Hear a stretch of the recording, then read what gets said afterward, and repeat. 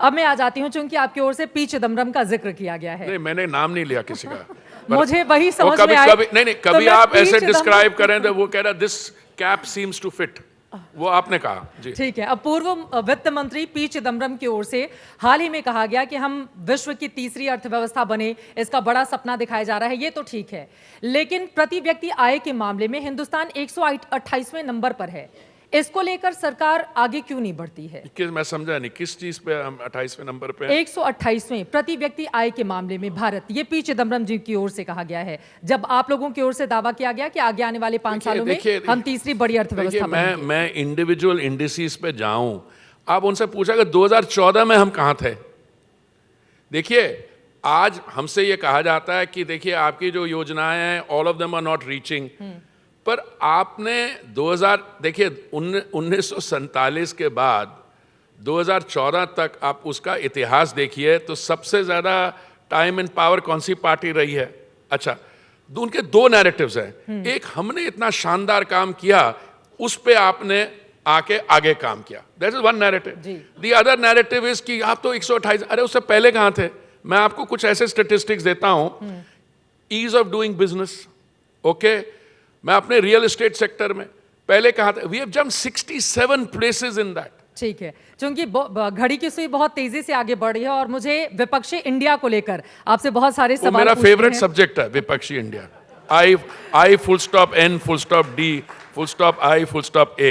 इसी वजह से मैंने सोचा कि आखिरी के 6.5 मिनट बाकी हैं, मैं उस पर सवाल जरूर ले लूं। विपक्षी इंडिया क्या मजबूत होता हुआ चला जा रहा है और उसकी वजह से बेचैनी बढ़ गई है आप लोगों के भीतर? बार बार विपक्षी इंडिया के जितने भी बड़े नेता हैं, चाहे राहुल गांधी हो, मल्लिकार्जुन खड़गे हो, नीतीश कुमार हो, ममता बनर्जी हो, सबकी ओर से ये बातें कही जा रही हैं कि बीजेपी डर गई है 2024 के मद्देनजर। बीजेपी डर गई है। बीजेपी, मैं आपको बताऊं, every week brings more problems for the I full stop N full stop D full stop I.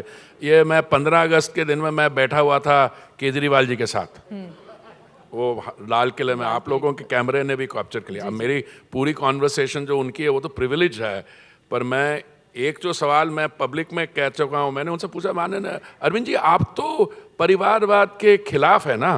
He sir मैं बिल्कुल, हम लोग परिवारवाद के खिलाफ है। तो मैंने कहा ये फिर ये आप ये जो पारिवारिक कंट्रोल वाली पार्टीज हैं, इनके साथ आपके कुछ वो कहते नहीं, वो तो पॉलिटिक्स है। पॉइंट 1, मुझे एक चीज बताइए, आपको लगता है वेस्ट बंगाल में टीएमसी चुनाव लड़ सकती है either in alliance or with adjustment with the CPIM or the Congress? I ask you this question. Point 1। Point 2, Bihar में जो हो रहा है आजकल, मेरे एक कोलीग हैं कैबिनेट में, मेरे बहुत करीब हैं, गिरिराज जी, उन्होंने पूछा, उन्होंने कहा ये नीतीश जी से तो बिहार तो चल नहीं रहा, अब वो देश को चलाना चाह रहे हैं। देखिए, why am I mentioning this to you, Kejriwal ji कोई दिल्ली में, पंजाब में कुछ सीट एडजस्टमेंट की कोई बात हो रही थी, तो उनकी एक फॉर्मर आम आदमी पार्टी में ही थी, एक अलका लांबा, हाँ जी, फिर मैं नाम आप ले रही हैं, मैं नहीं ले रहा हूँ, उन्होंने कहा, उन्होंने बिल्कुल बयान दे दिया जी। उसके बाद सारे लड़ पड़े।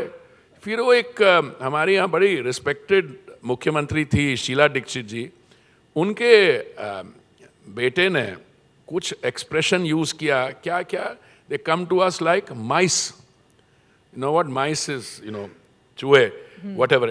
देखिए, कभी भी कांग्रेस पार्टी का काडर दिल्ली में और पंजाब में, उनका तो अनुभव है, जब ये दिल्ली का बिल आया राज्यसभा में, तो बाकी सबने तो बड़े पावरफुल पॉलिटिकल स्पीचेस दिए, लेकिन जोश बहुत हाई है विपक्षी इंडिया का। दो बड़ी बैठकें हो चुकी हैं, मुंबई में बैठक होने जा रही है, कल खबर सामने आ गई कि अमेठी से राहुल गांधी फिर से चुनौती देंगे, प्रियंका गांधी वाड्रा वाराणसी से उतर सकती हैं, उनके नए नवेले अध्यक्ष जो हैं अजय राय, जिनको यूपी की कमान दी गई है, उनकी ओर से ये बयान सामने आया है। तो जोश तो हाई है विपक्षी इंडिया का। पॉलिटिक्स जोश के बगैर तो मतलब ही नहीं है, और खास करके अगर सब्सटेंस नहीं हो तो फिर जोश इज वेरी इंपॉर्टेंट। अब मैं आपको बताता हूं, ये बहुत जरूरी है जोश, क्योंकि जोश नहीं होगा तो वो बेचारे इलेक्शन ही नहीं लड़ पाएंगे। अब देखिए, मैं आपको एक दिल्ली का उदाहरण देता हूं। ये आम आदमी पार्टी की पैदाश कहाँ हुई थी? वो जो अन्ना हजारे जी ने भ्रष्टाचार के खिलाफ आंदोलन चलाया था, और उसमें ये पॉलिटिकल स्टार्टअप उससे पैदा हुआ आम आदमी पार्टी का। जो इन्होंने, जब कांग्रेस की सरकार थी, मैं बात कर रहा हूँ जनवरी 2014 की, जी, उस समय इनके मंत्रियों, एक मंत्री थे सोमनाथ भारती जी, उन्होंने एक vigilante type of red conduct की थी एक कॉलोनी, खिरकी कॉलोनी, मालवीय नगर में, वहाँ पे अगेंस्ट फॉरेन नेशनल्स। उनका कैविटी सर्च करवाया, उनके यूरिन सैंपल्स लिए गए, और क्योंकि ये ड्रग में डील करते हैं और सैंपल से कोई ड्रग का वो निकला भी नहीं, they turn negative the samples. तो जो कांग्रेस की सरकार थी, इन्होंने डिमांड किया कि जो 2 पुलिस के कर्मचारी थे वहाँ पे, पुलिसमैन, उनको सस्पेंड किया जाए। तो कांग्रेस सरकार नहीं मानी।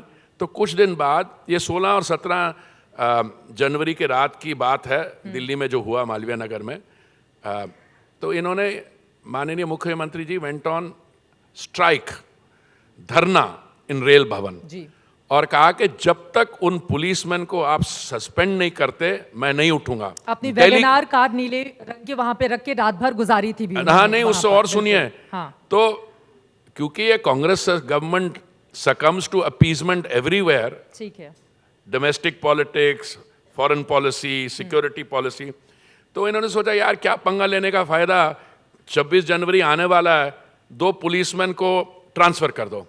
तो नेताजी खुश हो गए, वो सस्पेंड नहीं हुए, ट्रांसफर कर दिया। तो ये बीजेपी की सरकार थी नहीं। मैं आपको उदाहरण एक ऐसा दे रहा हूं विच इज एन आम आदमी पार्टी वर्सेस कांग्रेस देन। आपको मैं सवाल पूछता हूं, ये लोग कभी in terms of mindset, in terms of what they stand for, Aam Aadmi Party uses a mob as an instrument of democracy. इसके साथ कांग्रेस का, भाई, with all its faults, Congress has been in power for the majority of the time post 1947. लेकिन विपक्षी India का ये कहना है कि डेमोक्रेसी खतरे में है, और उससे बचाने के लिए हम अपनी अपनी विचारधारा, अपने अपने तमाम सवालों को पीछे छोड़कर एकजुट हैं बीजेपी को हराने के लिए। एक 1 पॉइंट प्रोग्राम तो उनका ये है, उनकी राजनीतिक दुकान बंद है, और जो उन्होंने गरीबी हटाने की दुकान कर रखी थी, उसमें से कुछ निकला नहीं। अब वो एक कांग्रेस पार्टी मोहब्बत की दुकान खोल रहा है, बाकी वो लोग कुछ और कर रहे हैं। 1 पॉइंट प्रोग्राम के बीजेपी को हटाना है, और प्रधानमंत्री जी के खिलाफ उनको ये एडवाइस दीजिए, आपके तो दर्शक काफ़ी बड़े इन्फ्लुएंशियल हैं, उनको ये कहिए पहले आप तय कर ले कितने आपके प्रधानमंत्री पद के लिए दावेदार हैं, पहले ये पता कर लो। अगर 4-5 दिन है, 4-5 हैं, तो हफ्ते में अगर 5 वर्किंग डेज है, कौन सा आदमी प्रधानमंत्री कौन से दिन बनेगा, ये उनको बोलो तय कर ले। ये आप उनको सलाह दे रहे हैं? मैं आपके माध्यम से, क्योंकि you are indulging me, so let me take advantage of your hospitality.